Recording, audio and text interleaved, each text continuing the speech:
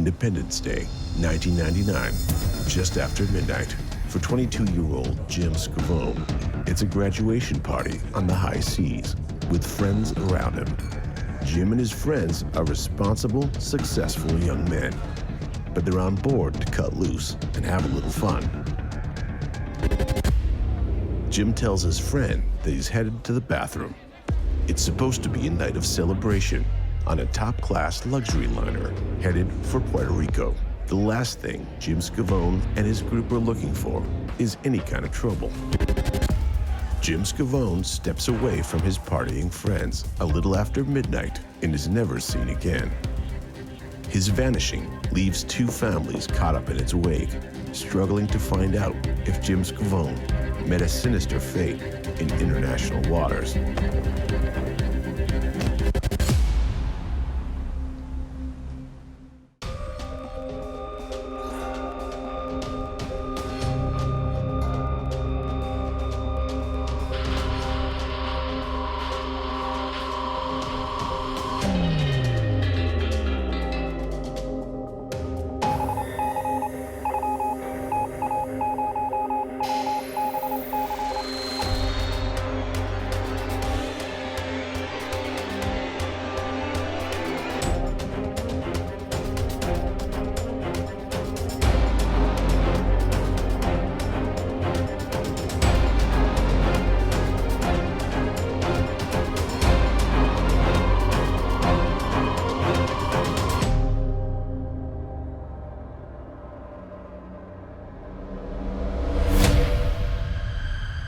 In Meriden, Connecticut, a small city between New Haven and Hartford, the Scavone family celebrates the college graduation of son Jim.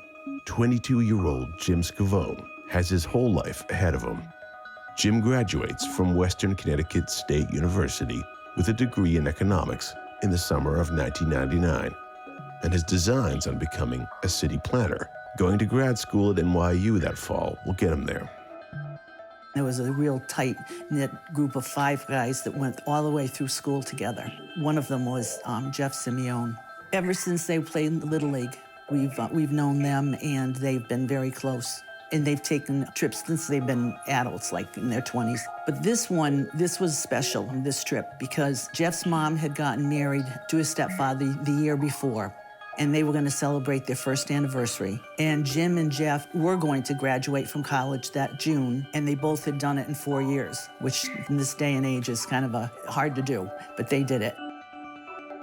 So for Jim, this is a great opportunity to take a break from college. He's just graduated, and he's got a lot of work ahead of him when he goes into grad school. So it's an opportunity to let loose a bit with his friends. As a graduation gift, Jim's parents send him on a cruise with his best friend, Jeff, and 12 members of Jeff's family, young and old. In January, Jim said, you know, Mom, I know you were going to give me money like you gave Joe money when he graduated. Do you think we could put that money towards a cruise? And I said, if that's what you want for your graduation present from us, then that's what we'll give you. As a new graduate, Jim can't afford a trip like this, but his parents have seen how hard he's worked through school, how much he deserves to just have a break with his best friend, so they decide to pay for the ticket for him. Jim's a dedicated student and friend. He's elected captain of both his high school soccer team and tennis team. His teachers and teammates think he's mature beyond his years. In a nutshell, he's an athlete. He loved sports. He started with T-ball, and then when he got to high school, he decided that he wanted to play tennis. And he was captain of the tennis and the soccer team his senior year. So he was really into sports. He always had a lot of friends. Jimmy had gotten a job that summer as the assistant tennis pro at a country club, and that's the job he had. I remember one of the last things he ever said to me was, Mom, will you wash one of my whites? I'm gonna need them as soon as I get back, and that was the outfit that he had to wear. He taught little kids tennis at that country club.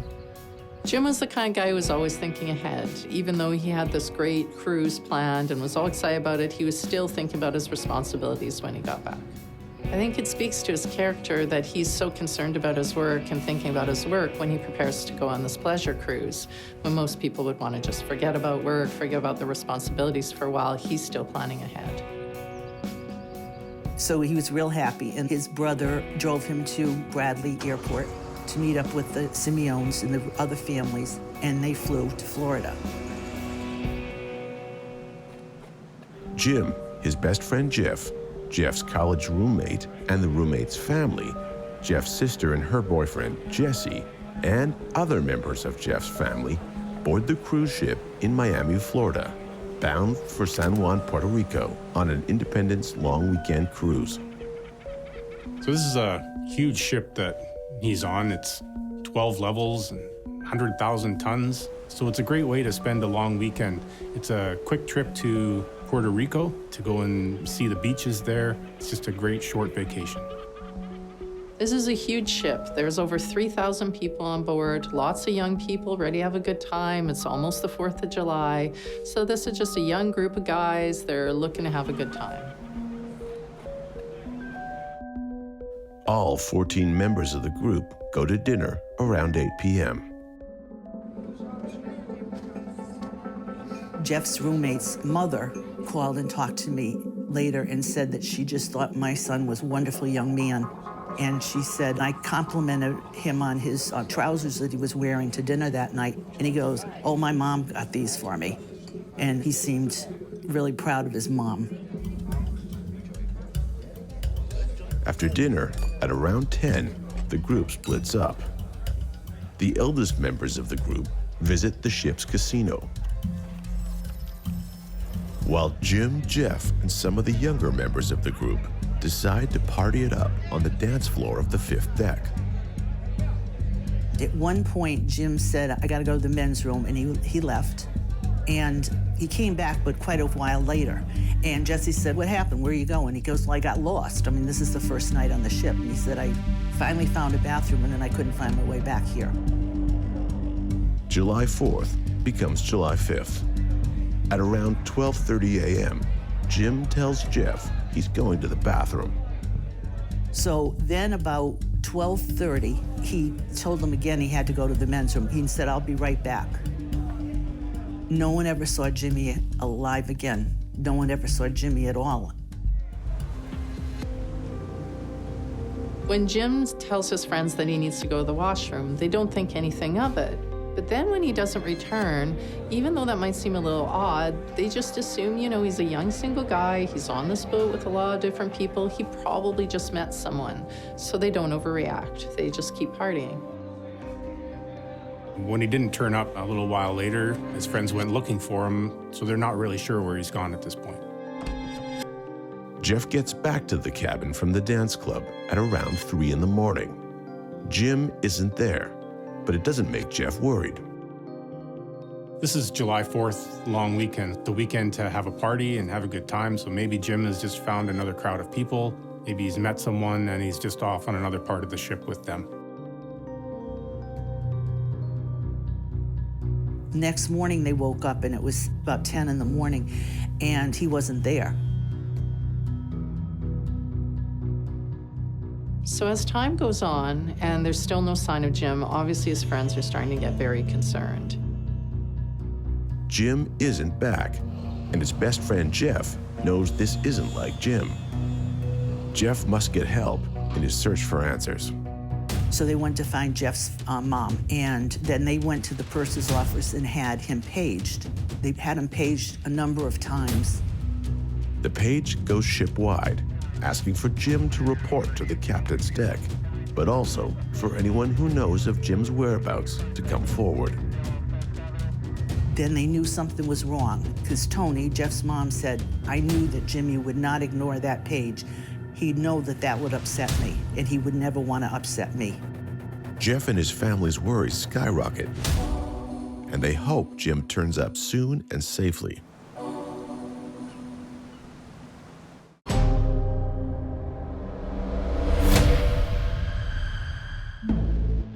"22-year-old Jim Scavone is a diligent student and caring friend who recently graduated with a degree in economics. He's going to NYU for grad school in the fall. As a graduation gift, his parents send him on a 4th of July cruise from Miami to Puerto Rico with friend Jeff and Jeff's friends and family. After a group dinner, the elder members of Jeff's family go to the casino, while the younger ones get a little more wild at the ship's dance club. Jim tells Jeff he needs to go to the bathroom at about 12:30 a.m. But when he doesn't come back, Jeff thinks Jim must have met someone and gone to their cabin. But Jim would never be seen again. Frantically, Jeff and his family join the ship's crew in a cabin-to-cabin search. So cruise ships don't typically have their own police force aboard. They do have very specific policies with regard to passenger security and crew safety. So crew is trained to act following their procedures. And when a person may be reported missing, they can still gather enough crew to go door to door throughout the ship to check the cabins and check the various venues in the ship to look for a person. It's like a city. Got thousands of people. They have the workers that clean the rooms, the entertainers. The captain is the mayor of the city. But you know what's missing? Independent police people on cruise ships. There are no independent police. The security in a cruise ship reports to the cruise lines. So many of these crimes involve crew members against passengers, robberies, possible murders. After an exhausting 12 hours of searching, ship investigators and Jeff's family come up empty. So this ship is carrying 3,000 passengers, along with all the crew to look after them. So this is the size of a small town, all potentially drinking and partying. So trying to search a ship of this size, looking for one person, is quite an ordeal. It's a big task. Is it possible that Jim met someone in the early morning hours of July 5th, 1999? And did that person have sinister intentions for the young scholar from Connecticut? The search for clues in the mysterious disappearance of Jim Scavone has only just begun, and time is working against them. The investigation essentially needs to begin immediately because time is running out already. This is where the evidence starts to disappear. So the investigation needs to start right away. After a harrowing day of searching, Jeff makes the gut-wrenching phone call to Jim's parents, John and Jean Scavone, back in Connecticut. Jeff must deliver the awful news to his best friend's parents that Jim has vanished and they can't find him anywhere on the ship. And then about 5 o'clock in the afternoon, the phone rang here. My son, Joe, was home from New York. It was 4th of July weekend. And my husband answered the phone, and it was Jeff and Fred, his stepdad. And they told us that they couldn't find Jimmy. Then I talked to the man in charge of the ship. He was in charge of the search and looking for Jimmy. I talked to him actually all night long. And I just stayed up. And he said to me, Mrs. Scavone, we don't lose people on the ships. He's here, we're gonna find him. But they never did. The next morning, on Tuesday, July 6th, Jean calls the Federal Bureau of Investigation in New Haven, Connecticut. The FBI in New Haven makes 2 calls. The first is to the Coast Guard, who begin a search of the waters where the ship had traveled. But it's nearly pointless. It's like the proverbial needle in the haystack, except in this case, the haystack is the world's 2nd largest ocean, and the needle is in constant motion. Even with knowing the approximate location the body went over and the approximate time, it's almost impossible for the Coast Guard or anyone else to locate this body. The second call the FBI makes is to the San Juan office of the FBI to try and board the ship. And they agreed to go on the ship the next day when it reached there and interview. The ship agreed to allow them to because they didn't have to let them. At this time, no outside police force can independently investigate a missing persons report on a cruise ship. The FBI has to be invited on board.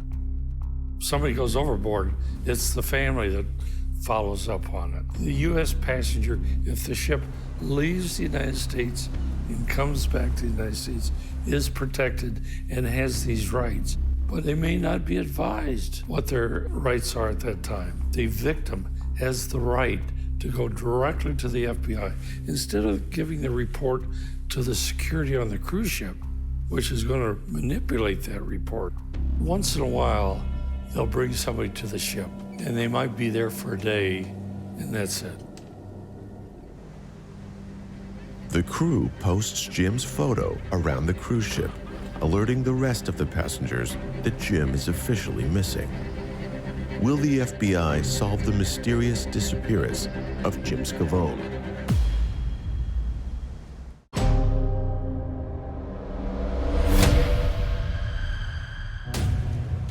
22-year-old Jim Scavone is on a celebration cruise when a night of July 4th partying turns horribly wrong. Jim leaves the party to go to the bathroom and vanishes. Jim's best friend Jeff and the ship's crew search the ship but come up empty. With a heavy heart, Jeff calls Jim's parents. Jim's mom, Jean, calls the FBI, who board the ship to investigate the mysterious disappearance of Jim Scavone.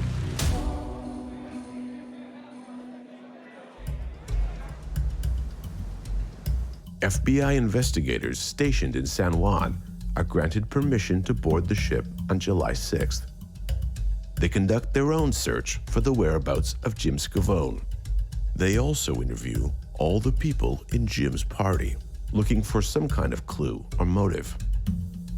So they went on the ship the next afternoon, and from the report, it seemed that they had made up their mind that usually something bad happens to someone, it's someone they knew, and so they decided that it probably was Jeff. In my experience, random homicides don't happen very often. Typically, there's some relationship between the victim and the perpetrator. Anything could have happened in this particular case. He could have wound up at the wrong place at the wrong time. But the odds of it being somebody he knew, those seem to be higher than it just being a random event. So when they went on the ship, they questioned Jeff to length for several hours. He told them that the girls he was dancing with, they could tell them that he'd been in the dance floor up until probably 2 o'clock in the morning with them. So they told him he had to go look through the pictures that when you board on a cruise ship, they take your picture. So he had to go down there to find the girls. The girls that Jim and Jeff danced with had actually already seen Jim's picture posted around the ship and told the crew that they'd been with Jim and Jeff the night before. The crew wasn't interested, but the FBI interviews the girls, and the alibi clears Jeff. The FBI did interview them, and once they realized that, they didn't think it was Jeff. As the FBI does their own search of the cruise ship, investigators discover vomit outside on one of the decks. Perhaps Jim had become ill. Certainly, Jim would not have been the first person to feel sick on a cruise ship. Jim's repeated visits to the bathroom suddenly takes on a new significance for investigators. One theory no one has considered is whether something was slipped into Jim's drink when he wasn't looking. Is it possible he was drugged? But Jim suddenly becomes ill and needs to go to the bathroom, and a number of things could happen. Could be anything. The rapid onset of illness could be attributed to a seasickness, but it could also be attributed to the fact that he was slipped something into a drink. Maybe he was drugged. Could Jim's illness have something to do with his vanishing? And what if that illness wasn't an accident? Is it possible that a random encounter with a stranger at the bar could have turned deadly for Jim? Just like airlines, cruise ships have security to keep people from bringing anything illicit on board. You're not even allowed to bring your own alcohol. But things do manage to slip through. Although it is unusual that someone would drug a healthy young single guy who wasn't waving around lots of money. If Jim Scavone was drugged at the nightclub and then took ill before falling victim to a predator, what was the motivation? Jim's a solid guy. He's athletic. He's well-liked. He's generally a happy person. That typically doesn't lend itself to being an easy victim. He's got friends looking out for him. He's not a loner who may seek to be by themselves and therefore preyed upon by somebody else. It's a little unusual to have somebody like Jim be a target on a ship. During his interrogation, Jeff tells the FBI agent that Jim looked completely fine when he went to the bathroom. Jim didn't complain to anyone about feeling unwell. And the boys, I asked them, and I did for a number of occasions, can you really tell me how Jimmy was that night? And they all totally assure me he was fine. We all had had some drinks. They were 22. But he said he was fine. There was nothing wrong with him. My son, Joe, told me that he also had asked them over and over, sort of like, I'm not going to tell my mother, just let me know how he was. And they said the same thing. The interrogations continue all day long. Eventually, a few witnesses claiming to have identified Jim from the posters come forward with what they saw the night before. So we have a number of sightings of Jim by eyewitnesses. The first one was that he was seen around 12:30 in the morning, standing next to an elevator, eating something, and he appeared very intoxicated at the time. A second witness saw Jim later on, early in the morning, walking in a hallway. They saw him on a certain floor of the boat, knocking on doors, and appeared to be very drunk. So we don't have any sign of foul play at this time. We just have an intoxicated Jim in various places on the boat. But even with the security cameras and canvassing of passengers, investigators can't locate Jim after 12:30. The FBI doesn't find any clues to help them solve the mysterious disappearance. On the night of July 6th, after a day of investigation, the FBI calls Gene Scavone with heartbreaking news. Without the finding of any evidence whatsoever, all we're left with is eyewitness testimony that Jim was there. So we don't know if anything untoward happened to him at all. The fact that he's seen a couple of times in the middle of the night gives us a timeline to know that he was still alive at that point, but beyond that, there's nothing else to work off. By this time, the ship has traveled so far that the likelihood of finding him is almost impossible. The FBI tell Jim's parents that the only conclusion they could reach is that somehow Gene and John's son must have accidentally fallen overboard. With that information that the FBI felt they had, they just called us about 10 o'clock at night and said, well, he must have fallen overboard. And that was the end of that. The FBI may have come to a conclusion, but Jean is nowhere near satisfied. She has her own theory about what happened to Jim. I think Jimmy saw something he shouldn't have seen, and someone hurt him. Could Jim have seen something in the early morning hours that got him thrown overboard? As Jean digs deeper into her son's disappearance, she'll find some shocking surprises.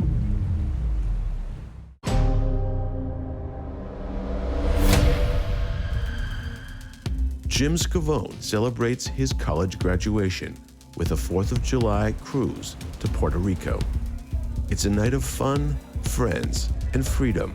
Jim tells his good friend Jeff that he's going to the bathroom.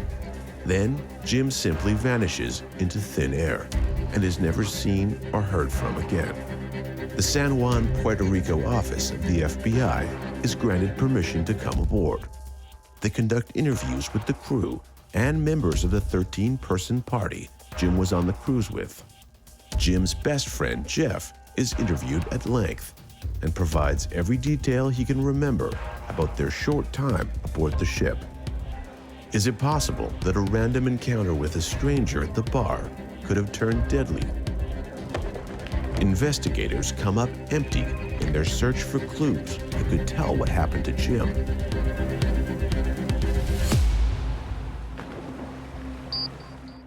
There's one more witness who claims to have seen him that night. And there was a bartender in the Point After disco that he'd been in at that evening. And the bartender said that he was drunk. He walked up to the bar. He wanted to buy a drink for a young lady who was also a passenger. And he tried to pay cash for the drink. And the bartender tried to explain to him that they couldn't take cash. They had to have their card. So cruise ships are typically advertised as being cashless. You don't have to carry money around with you when you're on the boat, but they give you a sail card, which is your pass to get on and off the boat, as well as you use it in lieu of cash when you purchase drinks. So anytime your sail card is used, it's tracked. And you can tell where it's used on the ship, what time it was used. Unfortunately, you can't tell who used it, just that it was in fact used to purchase something. The bartender says Jim was drunk and became angry when he wouldn't accept the cash for the drinks. So then Jimmy supposedly said to them, you know, there are bad people around, and I might be one of them. And the first time I ever laughed was when I heard that. That was so uncharacteristic of him, it's ridiculous. Gene checks for the activity records on Jim's keycard. If you knew for a fact that somebody had disappeared at a certain time and the sail card was used after that, one would wonder who had the card and how they got it. So if that sail card is used, timestamps from that could be cross-referenced with video surveillance from the ship to determine who was using the card at the time. What if Jim brought a stranger back with him to the cabin before something nefarious happened? The sail card would tell investigators what time that would have happened. I had called. I said, I have a question about my son's bill. We have to pay for it, and I need a copy of what he spent on and everything. And she said, oh, okay, fine, and she sent it to me. And it shows that approximately 10 after 12, he bought 2 drinks in the Point After disco with his card. After that, he never bought anything. He never went to another bar and bought drinks, nothing. The card also showed that he never returned to the cabin. Once again, the trail goes cold. There are no purchases on the card after 12:10 a.m., right before the last time Jim was seen. The FBI sticks to their conclusion that no foul play has been involved, but it seems odd that they would come to that conclusion without a body. How do they know there's no foul play without a body? Jim still hasn't been found.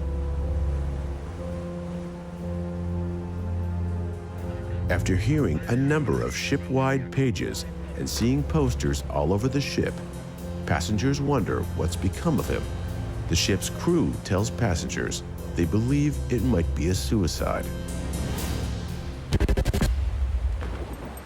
Passengers are told that Jim has recently broken up with his fiancée and must be so distraught that he leaps overboard.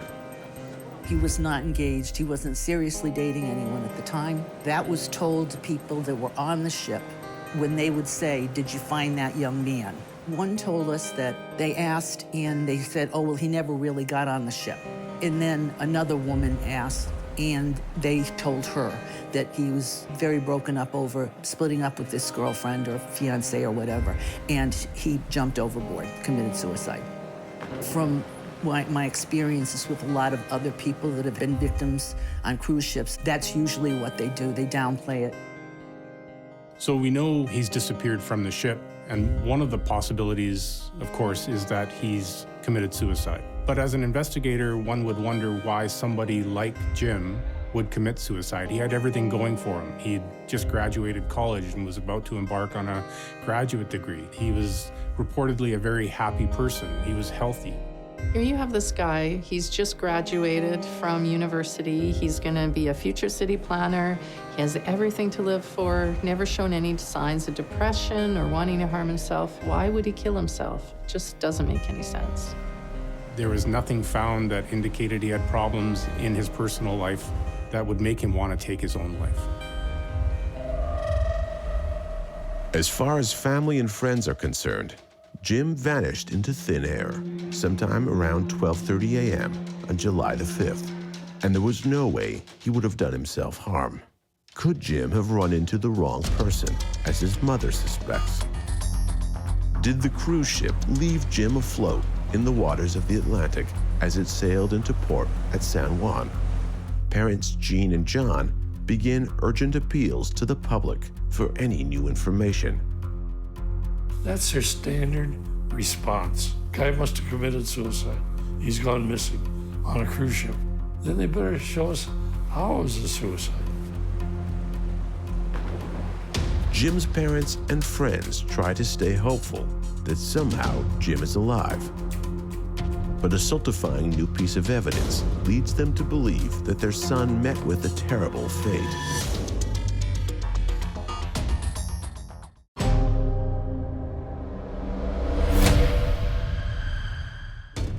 Just after midnight on July 5th, 1999, college graduate Jim Scavone tells his friends he's headed to the bathroom and then vanishes into thin air. The next day, Jim's friend Jeff leads a cabin-to-cabin search looking for his best friend. But after 12 hours, they come up empty. The FBI concludes that Jim, after a night of indulgence, must have gotten so sick that he fell overboard. Jim's family and friends don't believe that theory holds water. A rumor is spread on the ship that Jim was brokenhearted and committed suicide. But he wasn't in any serious relationship at the time. Jim's family tries to remain hopeful, but a new development may mean that Jim met a violent end. A panicked phone call to a stranger's cabin sheds new light on what might have happened to the missing Jim Scavone. A woman was in her cabin on the cruise, and her phone rang. And she picked the phone up, and she heard a man yelling, help me, I can't get out of here." Phones on cruise ships are pretty much like hotel phones. You can reach other rooms, you can reach the front desk. For another fee, you can reach someone on land. So just by dialing a few different numbers, you could randomly reach someone's room. In this case, it seems like Jim or someone else may have gotten a hold of someone, this woman, who is finding this phone call very hard to forget. And then she heard a crash. She said it sounded like a lamp that was breaking, and a scuffle.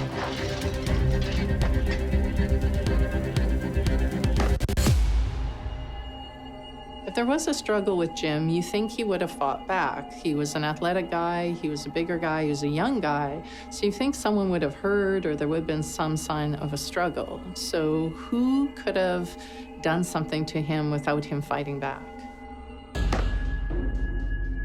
And then the line went dead. This was Monday morning at 11 o'clock, so the 5th of July. This woman receives a frantic phone call from a person claiming that he's trapped in a room. And really, that's all we know. Who could be at the other end of this call? It could be a prank call, or it could be Jim. After all, he's the only one that goes missing at the end of that night. Did Jim Scavone find a way to free himself from would-be attackers and then frantically call for help? This is something that the investigators will consider when trying to establish if this was in fact Jim. They may be able to trace where the call came from through the ship's phone, and they can determine whether this woman is credible or not. After she saw the pictures and in the pages over the intercom, she went to the purser's office to tell them about this phone call. And so she also was questioned by the FBI. It would seem to me that this phone call is not just completely random. Given the circumstances of somebody being reported missing, now we have this phone call from a frantic person claiming to be trapped in a room or unable to get out. It lends credibility to what this woman is saying. Was Jim being targeted for some unknown reason? Who was behind it? Was it one person, several people, and why? What would be the reason for doing something to this young man who just graduated from school? The investigation needs to look into this and answer some of these questions. If there was a struggle, there was no sign of it picked up by investigators. It's a dead end for the FBI. The fact that another passenger got that mysterious phone call, that instantly should indicate that something very wrong happened to Jim, or at least someone on the ship, and it should kick the investigation into overdrive. But the FBI seemed to have no interest in informing Jim's parents of this new development. So when she got home, she wanted our address. She wanted to talk to his parents. And so she called the corporate office, and they told her at that point that that never happened. There was no such thing happened on that ship. The standard procedure to handle crimes on a cruise ship was cover-up. And when you're a victim of a crime, you think you're the only person in the world that's experienced this. All of a sudden you realize this is something that's happening all the time, and there are hundreds of people affected by it. Later on, when the stranger who received the distressing phone call sees Jean Scavone on television, she decides to reach out. And she saw me in telling the story, and she remembered all of that. The phone rang, and it was her to tell us that that had happened. She said she'd never forgotten it. Incredibly, the FBI takes no further action on the claims of this witness and sticks with their conclusion: no evidence of foul play.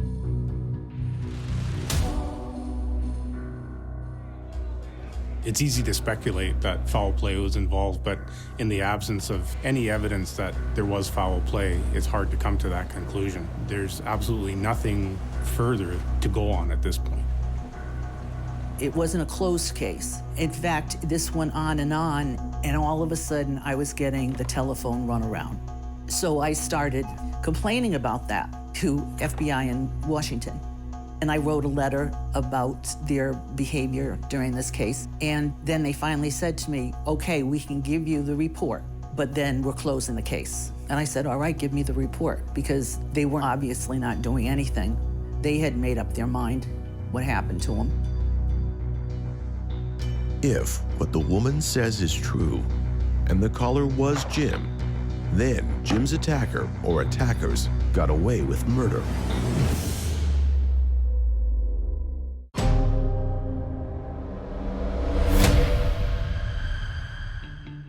Jean and John won't give up on their son. They make continued appeals to the public for years. And I started searching. Did this ever happen to anyone else? Is this common to happen?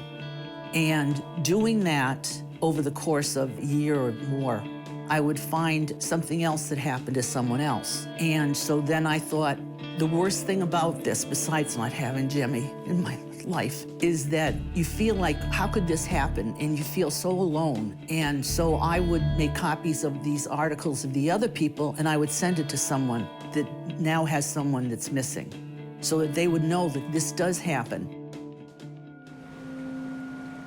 Everyone thinks cruises are just a fun, safe way to travel. And unfortunately, they don't find out how many people have gone missing or had horrible things happen to them on cruises until something has happened to them.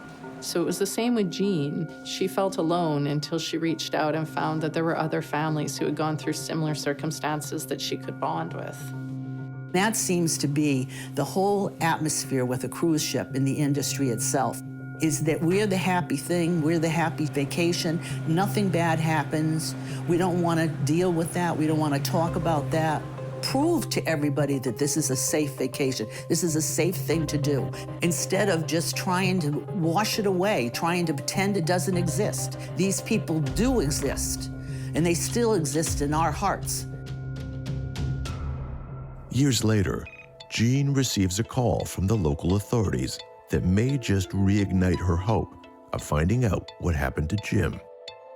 2 years ago, we got a phone call from our local police and said that we'd like to come over and do a DNA test on you and your husband because they are reopening Jimmy's case. And they came and they took swabs and all, and they sent it. I, of course, wanted to know why they were doing this, and they said that a body had come ashore many years later, and they were trying to ID. So that's why they did it. I said, well, will I find out? He said, if it's him, you will find out. If it isn't, you're not going to find anything out. And we never heard back from them.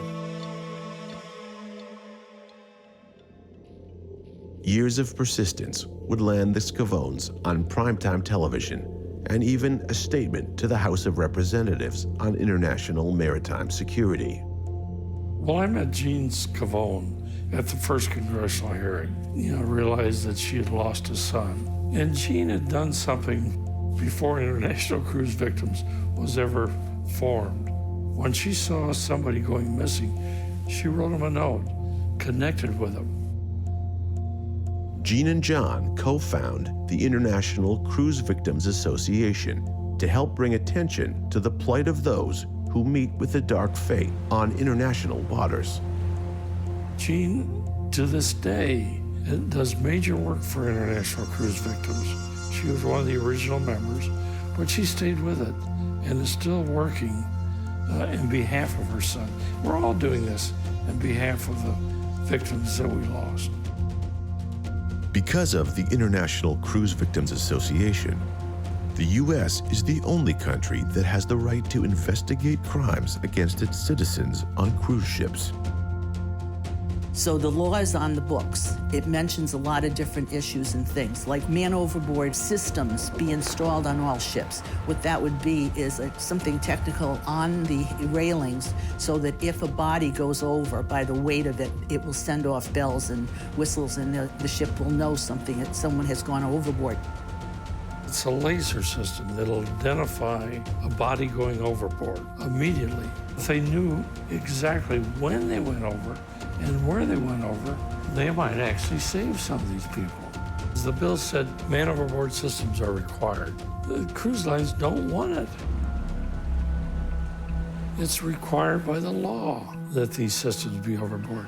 For the Coast Guard to spend up to $1 million looking for somebody in the open ocean, it just only makes sense, but they don't want to do it. That still has not been installed on ships. The fact that you have a law doesn't mean that they're going to obey that law, because then you have to have someone that enforces that law. We're continuing to work on that. Jean and her husband have advocated for cruise ship victims for years, but their son still remains missing. What happened to Jim? Now, if there had been man overboard systems and you see this kid jumping over, you know what happened. But in his case, don't know what happened. And even though he was with a family, which you would have thought would have helped out in this case, with the lack of cooperation with the cruise lines, you just lost. In a case like this, where there's no body found, there's no answers, there's no closure for the family, that bond she's formed with the other victims is even more important. For Jean and John Scavone, hope has faded over 2 decades that they will ever get answers about what happened on July 5th, 1999. The fate of their son, Jim, remains a mystery. It'll often come up with people that you just meet. How many kids do you have? And I cannot bring myself to say I have one son, because I don't have one son. I gave birth to 2 sons. I still feel that Jimmy is with me. In fact, right before this, I looked over my shoulder because that's where he always is.